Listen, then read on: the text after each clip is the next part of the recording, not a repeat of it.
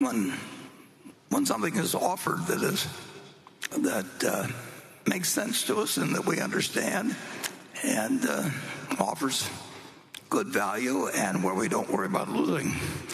And the one problem with the investment business is that things don't come along in an orderly fashion, and they never will.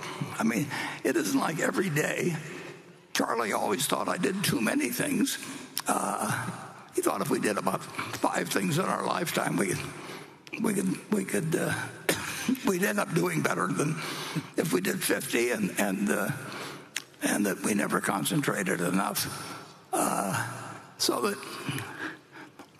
we would rather have, if we've got $335 billion now in treasuries, we would rather have conditions that are developed where we would have like $50 billion or something like that. But that just isn't the way the business works.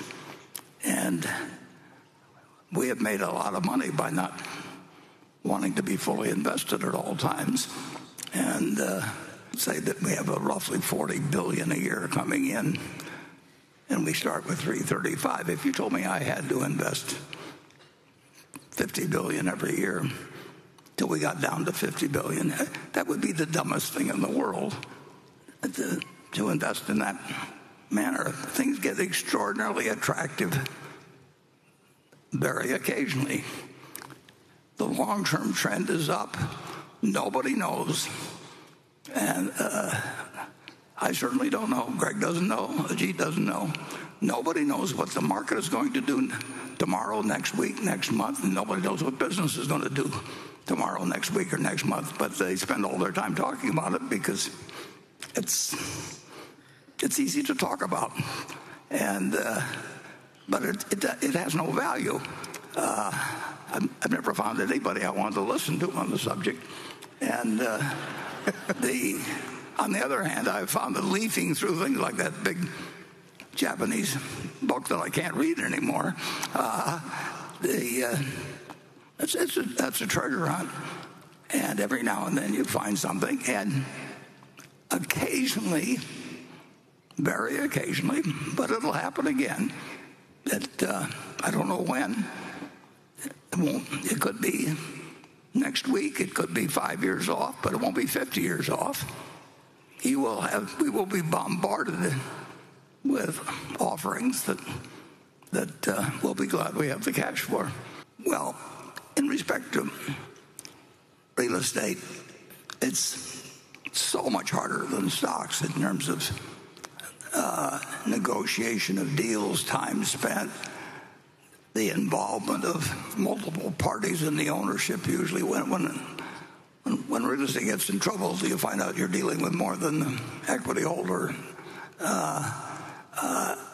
But there have been times when large amounts of real estate have changed hands at bargain prices, but usually stocks were cheaper, but they were a lot easier to do. So Charlie did more real estate.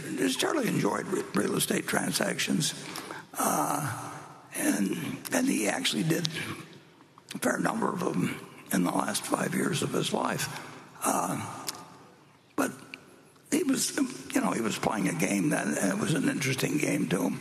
But I think if you'd asked him to make a choice when he was 21, he had to either be in stocks exclusively the rest of his life or real estate the rest of his life, he would have chosen stocks in a second. There's just so much more opportunity, at least in the United States.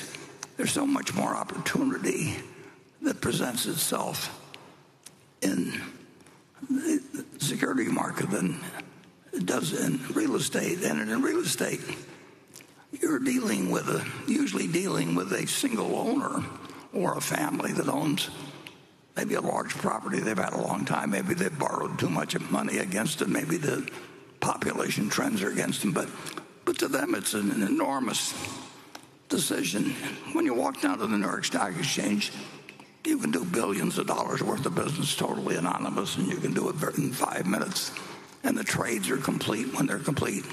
in real estate, when you make a big deal with a distressed lender, when you sign the deal, then you go into another phase. I mean, then people start negotiating more things, and it's a whole different game, and a different type of person, to some extent, enjoys the game. We did a few real estate deals that came our way in 2008 and 9, but the amount of time that they would take us compared to doing something intelligent and probably better in securities, there was just no comparison. I mean, in a real estate deal, every sentence is as important as a person, and in stocks, if somebody needs to sell 20,000 shares of Berkshire or something, and they call us and the price is right, it's done in 5 seconds. We made a great deal of money because we're willing to act faster than anybody around. Jessica Toombs is, I think she's the stepdaughter or step-granddaughter of Ben Rosner, a manager of ours. And in 1966, I got a call from a fellow named Feldsteiner in New York, and he said, I represent Mrs. Annenberg. And there were actually 9 Annenberg sisters, I believe, before Laura Annenberg came along as the son. But he said, we have a business we'd like to sell you. So I called Charlie up, and I got a few details, and it sounded very interesting. And Charlie and I went back to the office of Will Feldsteiner in New York, who was a marvelous guy. Never met him since, but he was handling things for Mrs. A. Simon, but her name was Annenberg, and her husband had been the partner of Ben Rosner, but he had died, and Ben got kind of tense about working with her,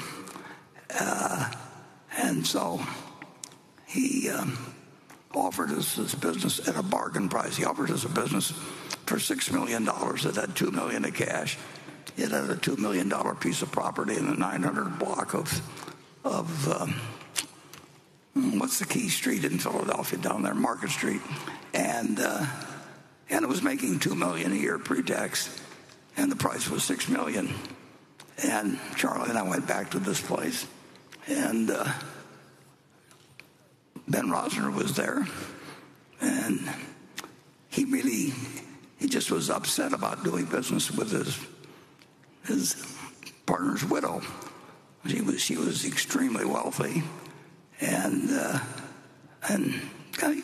he wasn't enjoying it. He was very nervous about selling it, and he said to me and Charlie, he said, I'll run this business for you until December 31st, and then I'm out of here.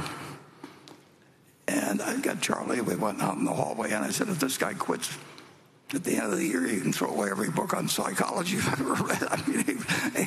And so that began we bought the company and had a great relationship.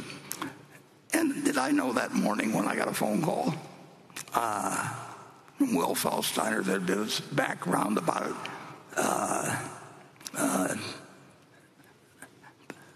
I've had a couple of times, and that was one of them, where people in the East felt that they had a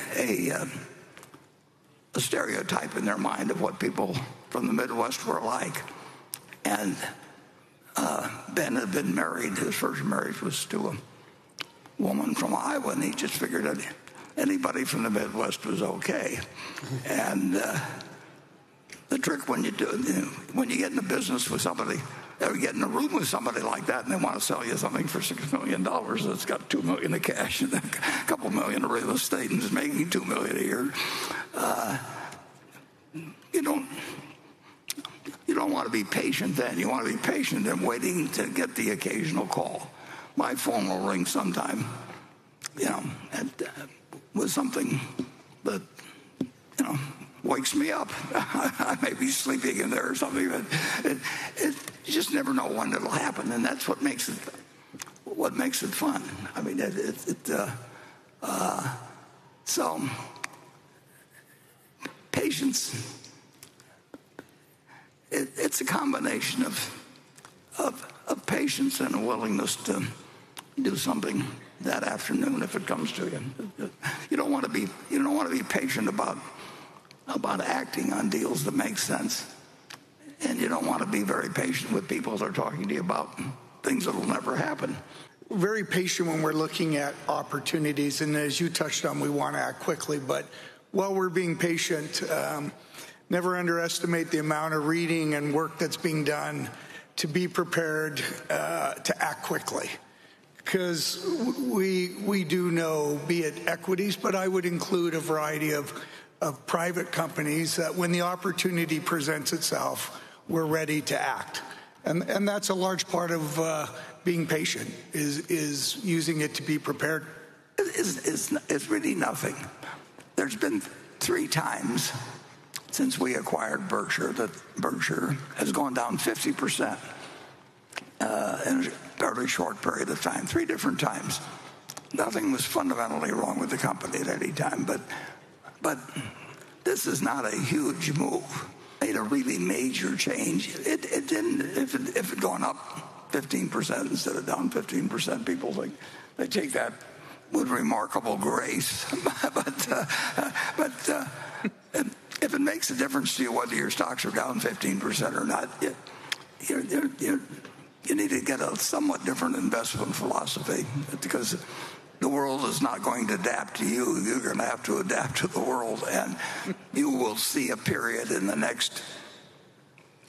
certainly in the next 20 years, you'll see a period that will be in what somebody in the market described one time as a hair curler compared to anything you've seen before. I mean, it just happens periodically. The world makes big mistakes, and surprises happen in dramatic ways, and the more sophisticated the system gets, the more the surprises can be out of right field. That's part of the stock market, and that's what makes it a good place to focus your efforts if you've got the proper temperament for it, and a terrible place to get involved if you get frightened by markets that decline and get excited when stock markets go up. I don't mean to sound particularly critical. I mean, I know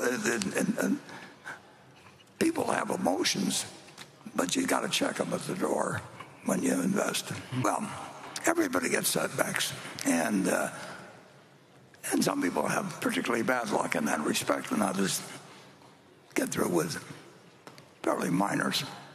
But Charlie, he had setbacks. I had setbacks. I mean, it's part of life, and they're not any fun. I don't have any great advice for you about having the time of your life while you're having some major setback. But it comes with lifetime. You certainly have a setback when you die. And so everybody's got that setback guaranteed to them. But some people get, and I mean, it isn't a laughing matter in a sense, because, I mean, people get extraordinary bad luck, and other people get extraordinary good luck. Usually the people who get good luck don't really think it was so much luck as themselves, but you're just going to have it. I think that you're less likely to have it in terms of medical problems, in terms of various things in life. I mean, you were born at a good time. I mean, if you look all the way through the history of China, when would you rather have been born? 100 years ago, 500 years ago, 1,000 years ago, or now? It's just hands down you'd be lucky. I mean, if I came from 20 generations of shepherds, I think I get kind of tired of my life just looking at these sheep every day. But we can sit here and I can watch Nebraska not quite play the same game of football that we played 20 years ago, but I mean, everything in life has been made so much better that you've got to figure that you drew a lucky straw by, staying in the womb for a couple 100,000 years and then just emerging at the right time. So I would focus on the things that have been good in your life rather than the bad things that happen, because bad things do happen. But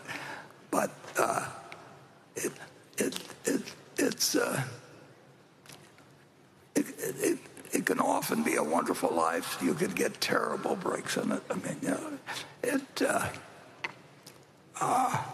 so far that really hasn't happened with me, but it's happened with some of my friends. But you get some bad breaks from time to time.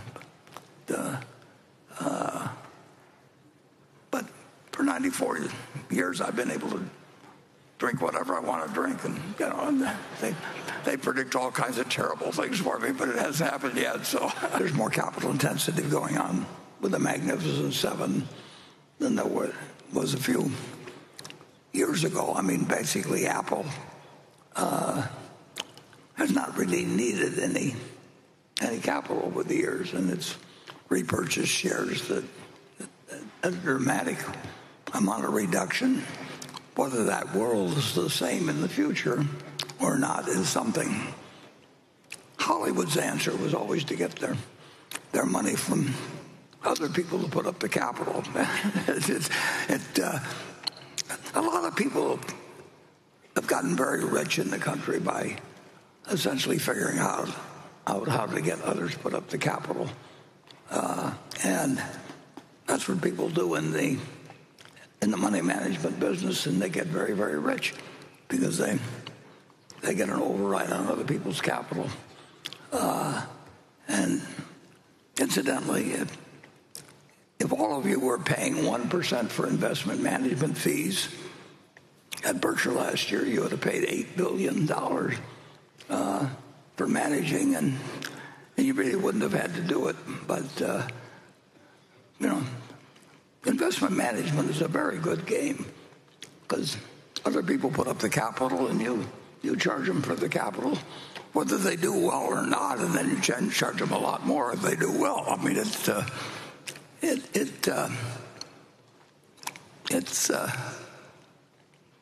a well-designed business for the people who practice it, and who can blame them? I mean, that is capitalism, but. And I saw that in operation when I was working at Solomon, but I didn't need to see it. I knew what existed anyway. The trick in life is to get somebody else's capital and get an override on it. Charlie and I decided it wasn't too elegant a business after a while, but we were not criticizing the efficacy of it. It just didn't appeal to us after a while. I did it for 12 years, though, or something like that. Not really. The one difference that Charlie and I did from other people is we put all our own money in into it. So we did share the losses with our own capital, but we got an override on other people's capital. Capitalism in the United States has succeeded like nothing you've ever seen. But what it is a combination of this magnificent cathedral, which has produced an economy like nothing the world's ever seen. And then it's got this massive casino attached.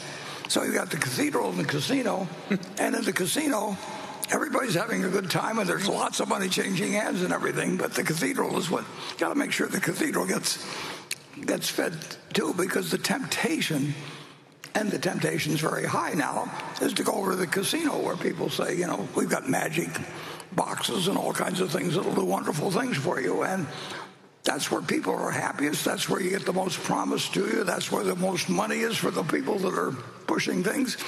And the balance between the casino and the cathedral it's very important that the United States in the next 100 years make sure that the cathedral is not overtaken by the casino.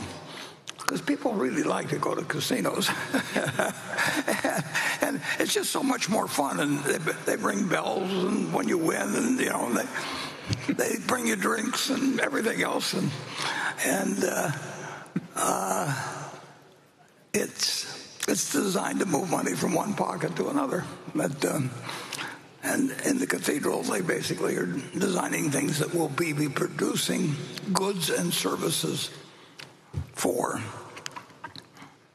300 and some million people, like it's never been done before in history. It's an interesting system we developed, but it's worked. It dispenses rewards in what seems like a terribly capricious manner. I mean, the idea that people get what they deserve in life, and it's hard to make that argument. But if you argue with it any other system where it seems to work better, the answer is we haven't found one. So I'll leave it to the next generation to send me the answer and by Ouija board or whatever it works.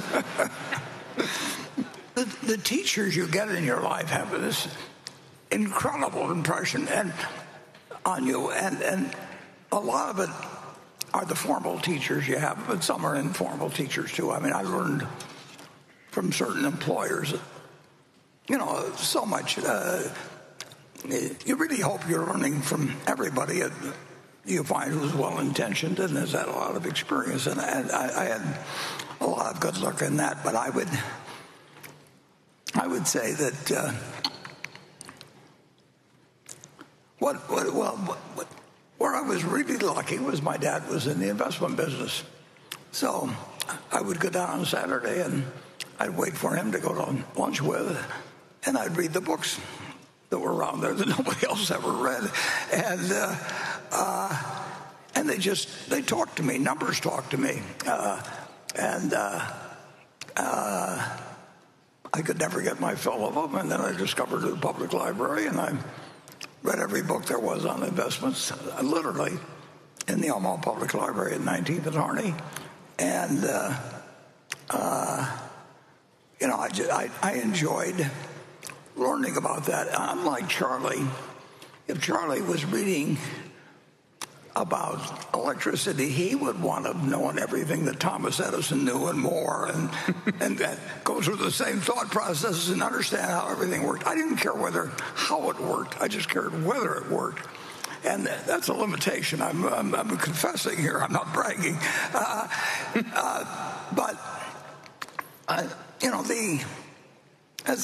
As Charlie would say, I mean, people would always say if you could only have lunch with one person living or dead, who would it be? And Charlie said, I've already had lunch with all of them because I've read all their books, basically. And he really did it. I think having curiosity and actually finding sympathetic teachers is very useful. I ran into a couple of teachers that both in high school and college. In fact, I would say that I went to three different universities, and I went to high school in Washington, and at each place I found about 2 or 3 really outstanding people, and I just spent my time with them and didn't pay much attention to the other classes. And I was lucky to find something that really fit me very early on.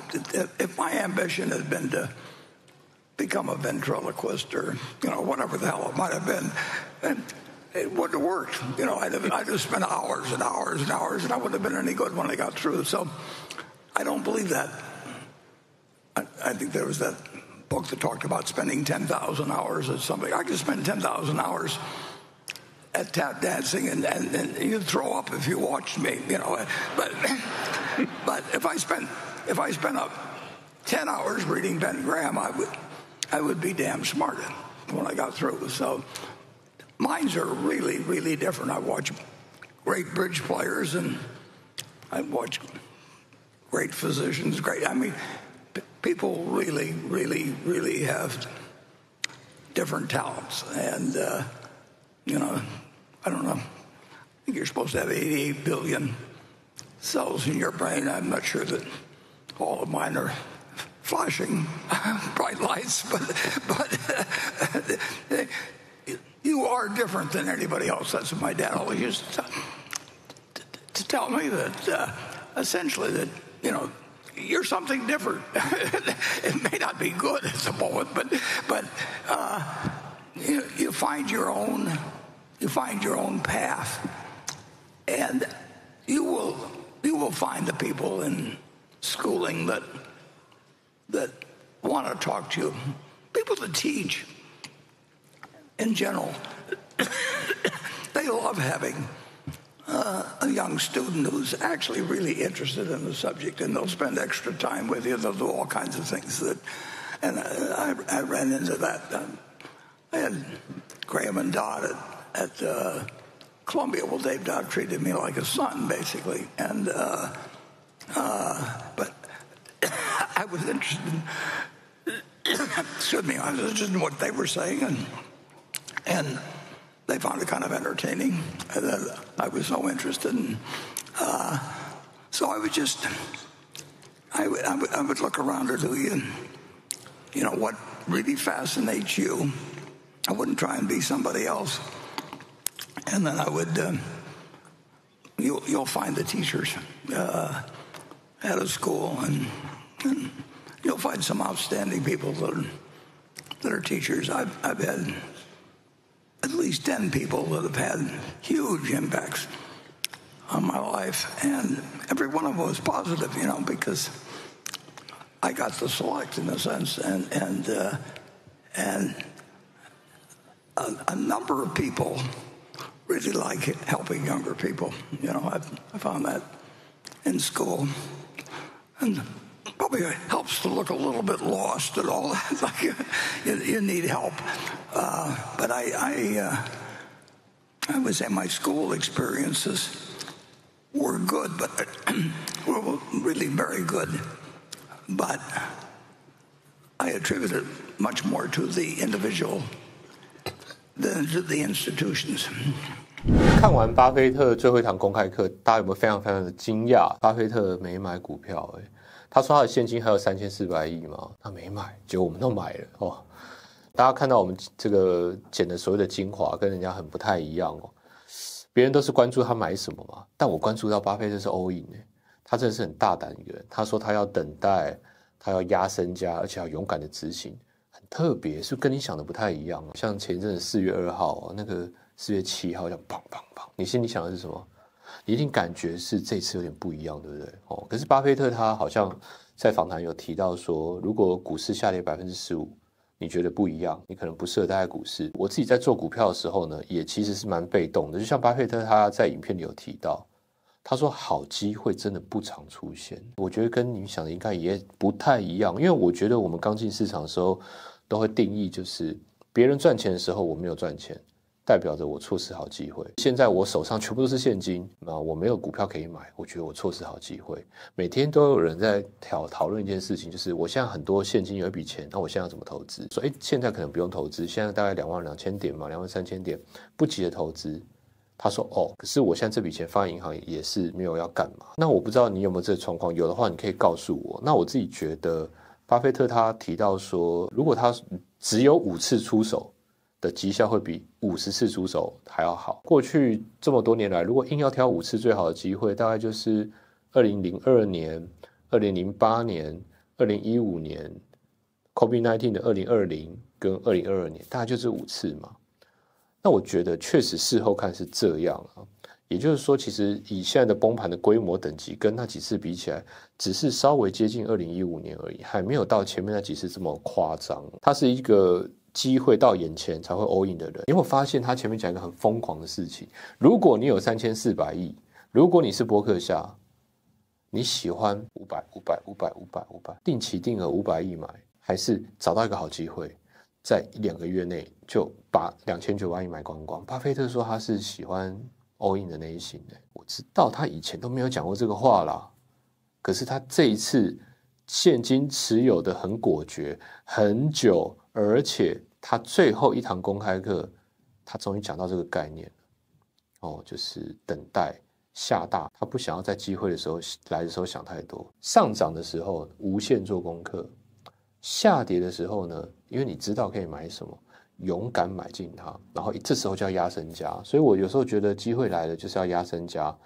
我觉得可能也是跟它是类似的概念。然后长期以来我一直说我觉得自己的运气很好，巴菲特在这个访谈呢，他也说这个话，我看了真的挺感动，很有感触因为很多市场上的人他大概都会主张是他非常厉害，可是其实你要先有好运，然后再掌握运气的好方法嘛。就是我到现在都还是坚信这件事情同时会降低你的这个操作的压力巴菲特真的是陪伴我们，至少陪伴我个人是很大一段时间我不要讲的好像他不在了，不是这个，但他退休感觉很奇怪，因为你刚开始做股票的时候呢，科斯托兰尼的书嘛，专业投机原理嘛，巴菲特嘛，你一定会去翻，一定会去翻。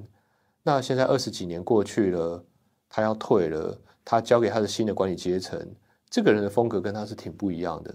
未来会怎么定义波克夏，我不知道。我也很期待未来波克夏的风格是什么。老巴他的这个专注在价值、不冒风险等等的这些理念呢，到底能不能继续留在波克夏，让波克夏未来的50年跟巴菲特在的时候一样屡创新高那这也是很期待的。最后一堂公开课呢，非常的精彩。我们剪的这个片段呢，都是比较少现在人家谈到的。或许你在这个内容里呢，也有很多觉得很有感触的地方，欢迎留言告诉我。我是Jg。